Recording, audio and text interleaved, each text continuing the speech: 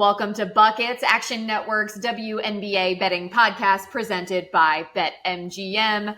We're back with more best bets. This is for Friday, June 21st. We have a nice two-game slate on Ion. I'm your host, Maria Marino, back here with Dano Mattia. Dano, what's going on? And give us your best bets for Friday. Oof, I'm feeling good. Love that we had an early game today. And my best bets for Friday, tomorrow, I'm taking the Fever -1.5. I'll play it up to -4, maybe more. I'll tell you why later. Okay. And then the Aces, -5.5, both favorites. Very nice. And yes, you mentioned the game today. We're recording this Thursday evening. Dano's getting ready to roll over to Barclays Center to watch the Liberty and Spark. So that should be interesting.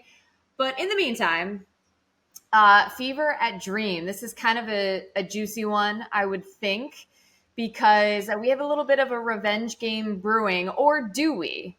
Whose revenge game is this going to be? That's going to be the question. But essentially, this is a game tipping off at 7:30 p.m. Eastern. We have the Fever, who are 6-10 straight up, playing much better of late. I think that would be partly because of a better schedule, looking a lot better in June than they were looking in May. But last game out, beat Washington 88-81 on Wednesday. Now the Dream, they are 6-7 straight up, fell to the Lynx on Wednesday, 68-55. I'll just say this. Ryan Howard left that game in the third quarter, stepped on Courtney Williams' foot while driving to the basket. So it's looking like a left ankle injury. We do not have the official status quite yet, but I would think that she's going to be questionable for Friday. May play, may not. And the other wrinkle to this is the Fever beat the Dream in their last game. But Caitlin Clark didn't have a very good game. I mean, she had probably one of her worst games, I would say. I mean, she was fine, but I think she scored 7 points. She had 4 boards, 6 assists. So, I mean, not bad. It's not like she played bad, but like she didn't play as well as she would like to. I mean, that was the game that afterward, I don't know if you saw the video circulating, she was shooting around with her boyfriend like immediately after the game. Yes. She was practicing some of the mid-range, practicing some of the 2-pointers, floaters, things of that nature. So also, I'm just going to continue to set the stage, and we'll get a little spicy here because whatever, this is what we do. That was the day. That was a crazy day for Caitlin Clark. So she's at like morning shoot around. Oh, yes. Right? Wasn't that? Jim Trotter. Yeah. Yes. So that was the morning shoot around. You know, she's asked about culture wars. And then later in the day, like 5 or 6 hours later, you know, there's a follow-up about racism, misogyny. All I'm saying is I would think that there was a bit on her mind that day. And I'm not saying that's an excuse for any, you know, if you don't think she played well or whatever. I'm just saying if it were me, I feel like I'd have a little bit on my mind that day.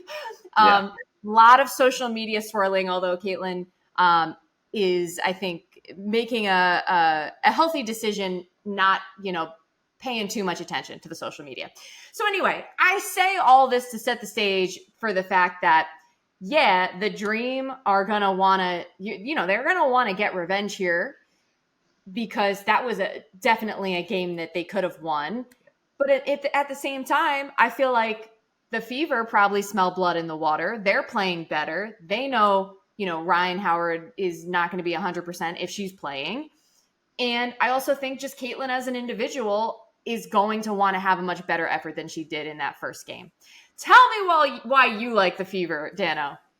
I mean, they're hot right now. That's one thing. But I don't think there's anyone out there who is less on the Atlanta Dream than I am.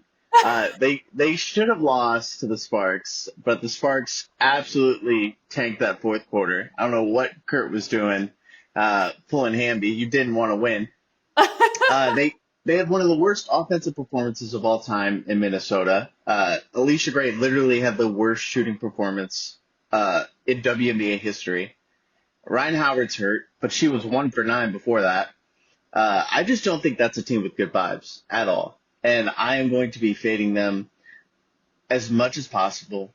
I think the vibes on the other side of it with the Fever are just skyrocketing. Aaliyah's playing great, coming off a 22-point performance. So I feel like it's a good spot. The spread isn't high enough for me. I really don't see the Dream, maybe outside of they've already played the Sparks twice, right? So I don't know how many more games they're going to be favored this year because their schedule gets way tougher. I don't see them winning the rest of June, and this leads me to being a little wild with it. I'm gonna take the Dream to not make the playoffs at plus 340. I'm gonna take under 17.5 wins. I'm public enemy number 1 for the Atlanta Dream. Yeah, taking both of those. Well, if you're public enemy number 1, I'm probably right behind you because you may recall, Dano, that it was kind of my idea to bet the Dream to miss the playoffs in our Eastern Conference preview podcast. Just a better number now, that's all. It's a better number. I think I Jump got it it back in. I think I got it around plus 190 at the time. And look, in fairness, at the time, we were thinking, okay, who's missing the playoffs, right? We said we expect the Sparks, we expect the Mystics. At the time, we said Sky, and who's that fourth team? Is it going to be the Fever? And at the time, we were like, well, we believe that the Fever are going to figure it out, and so we kind of landed on the Dream. Now, it's changed a little bit. I think, the Sky made it pretty clear early on that they were going to be competitive. And that's why as soon as the season started, I think I had recommend betting the Sky at around like plus 105 or something to make the playoffs. Like I could see that happening, and they're clearly competing. I think Dallas now is maybe a team that I would say is in danger, just given their injury woes. Oh, yeah. They're definitely not meeting the expectation that they had before the season. So some of the characters have changed, but what has not changed is we still don't believe in Atlanta right now. Yes. I mean, you planted the seed a long time ago. Now, I mean, I bet a little bit. Now I got to go all in, right? But yes, I mean, either way, I love the spot. It's going to be at State Farm Arena, right? And I don't think the Dream have ever played there. So, Good point. I mean, it's going to be a new spot for both of them. And, I mean, I don't know if anyone doesn't know this, but the Fever make everybody play in bigger arenas. So, they're used to it. Feel good about it. Well, that's a great point. I'm so glad you brought it up because I had forgotten about that. And typically, even at a smaller arena, and you can check the more detailed stats from across the timeline, but I'm pretty sure that the Atlanta Dream have typically been sort of at the bottom of attendance anyway. And I know that that other arena that they typically play at, forgive me as it's escaping me right now, is much smaller. Like I think you can only fit like 4,000 or something. 4,000 or less. Yeah. But the point stands that the Fever have been far more used to playing in front of sellout crowds, big crowds, like home, road, everywhere. So they're kind of used to that at this point. Okay. So in addition to everything that you just laid out, I did a little bit of prop exploration.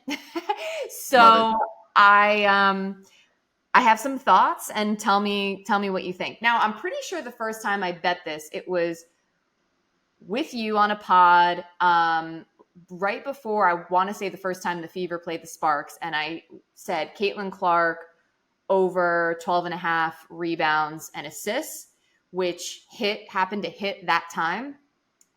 I am feeling, like I said, I have a feeling that Clark remembers this game and has a memory that she wants to erase for whatever reason, I feel like I said, she had the, so was it like an air ball or like a super, like she tried like a mid-range shot that like barely grazed the rim. And that was the Oh, night. yeah. Like, I'm just saying, after that game ended, she was immediately working out and whatever, working on her shot. I'm not necessarily betting her scoring here because I think her scoring like has been a little bit more up and down. Her prop market, I would say this, is a little complicated because one, I still think a lot of the numbers are inflated, and two, it varies so much night to night what her role is. Yeah. But I feel like even if she's scoring, it's not going to come at expense of the other things, the rebounds and assists. And Yep. when I looked at all the numbers, I still felt like that line at 12.5 was not quite as inflated as some of the ones with like scoring, points and assists, just her straight up points, all that. So she has gone over 12.5 in 4 of the last 7 games. And you got to remember too, that a couple of those games, one of them was the Liberty on the second half of the back-to-back, which she just looked like she was completely out of it. And one of them was against the Connecticut Sun, which that seems to be the worst possible matchup for the Indiana Fever this season. Every time they play the Sun, it's just been pretty rough. And again, like I picture Caitlin as, again, even though I'm not betting her scoring, like when things are flowing, things are flowing. When she's feeling good, when the team's feeling good, she's stuffing the stat sheet. So I like that. I like the number. I got it around plus 100. Other thing, Aaliyah Boston, you mentioned. She has been turning it on. Reigning Eastern Conference Player of the Week. And I like her to get a double-double. I got that around plus 135. Oh yeah, that's great. That's great for that number. She's almost automatic at this point, and I'm not afraid of Tina Charles. I'm not really afraid of any of the other bigs for Atlanta here. They're starting Nia Coffey now instead of Cheyenne Parker Tyus, so that's even better. Yeah. So I went back and looked at the box score from the last time, these two teams played, and Cheyenne Parker Tyus definitely had a lot of boards. But Aaliyah Boston, so she's averaging 13 and 8 on the season. She's had 4 double-doubles this season. 3 have come in her last 4 games. So again, this comes with the trend of she's playing way more confident. And the one that she missed in the last 4 was last game against Washington. She had 8 rebounds on a night when Caitlin Clark grabbed 12. So while I do think that Clark is probably going to be making an impact on the glass, I don't expect her to have 12 again.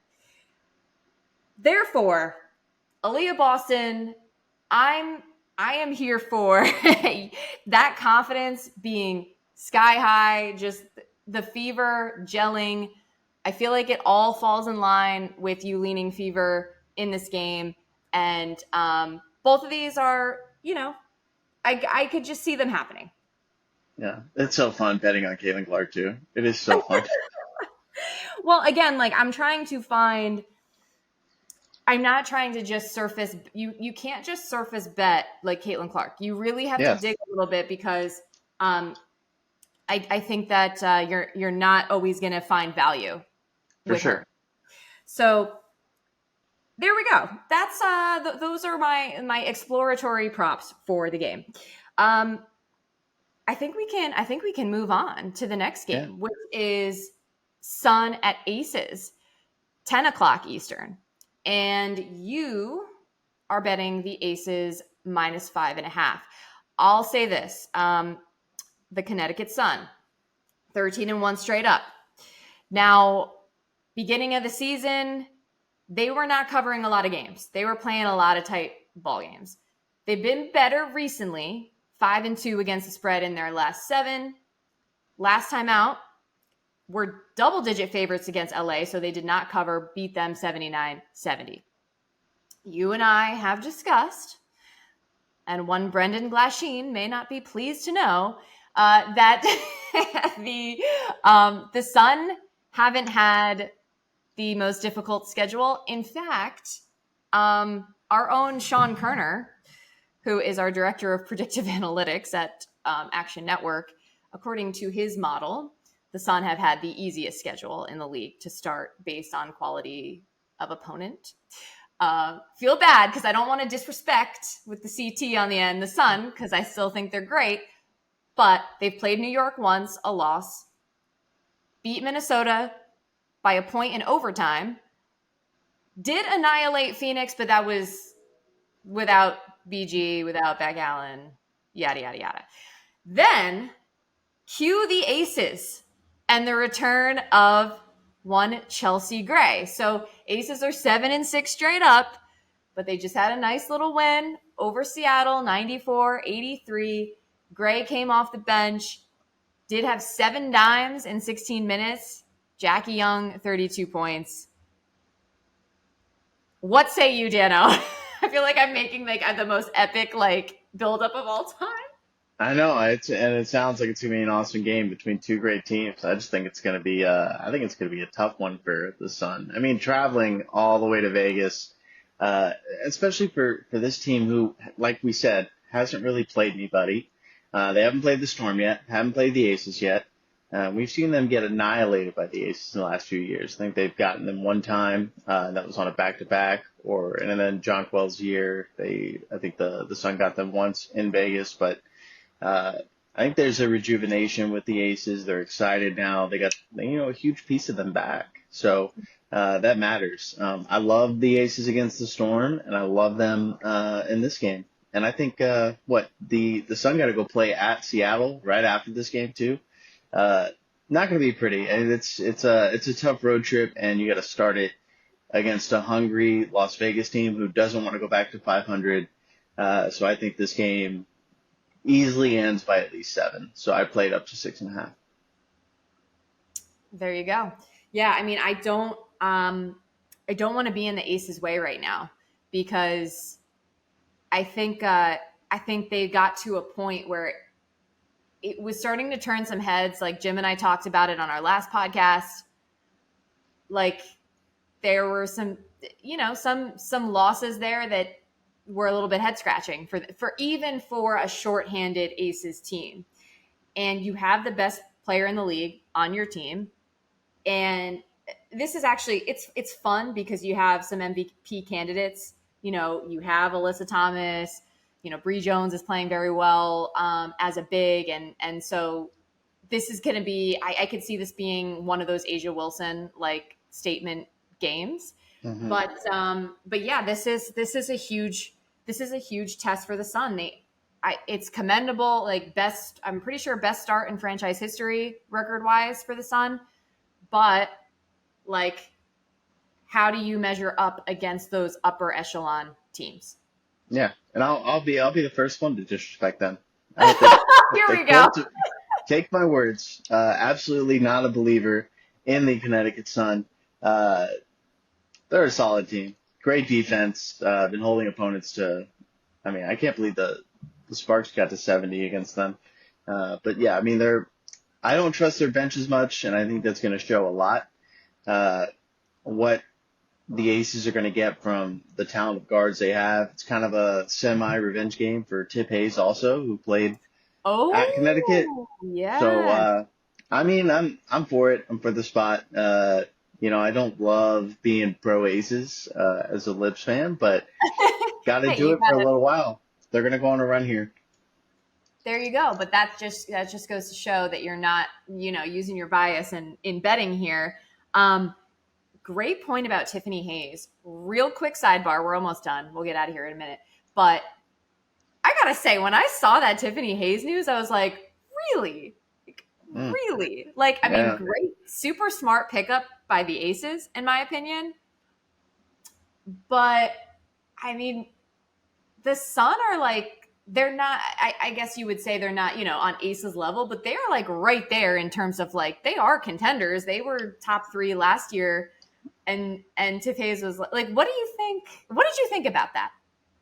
I mean, I don't know. Part of me is like, oh, maybe the Aces were just like adamant about reaching out to her, and she's also like, I get $100,000 just for showing up, right? Because of the Aces Oh, sponsorship deal. interesting. I Interesting. mean, Currently and under investigation, I by the way. mean, my views on Uncasville, Connecticut. Who wants to live there in the summer? Not saying Vegas is amazing; it's hot, but you go to the two time champs going for a three-peat. I think it's a somewhat of a no-brainer, but I'm sure the some players probably took it slightly. Interesting. Interesting indeed. Oh, so many juicy storylines. Okay, so just to recap, you will be the first to disrespect the sun. Yeah, And you are public enemy number one for the Atlanta yeah, Dream. yeah, I just want to add this because I don't want to be insensitive. We are hoping for the best for Ryan Howard, and obviously coming off the news as well of Cameron Brink's injury, we are feeling for the Olympic 3x3 team, and we're hoping that Ryan will be able to compete, but a couple of tough breaks there as far yep. as WNBA injuries. So our thoughts do go out, but that's going to conclude our Friday Best Bets episode. Thanks so much for listening to Buckets presented by BetMGM.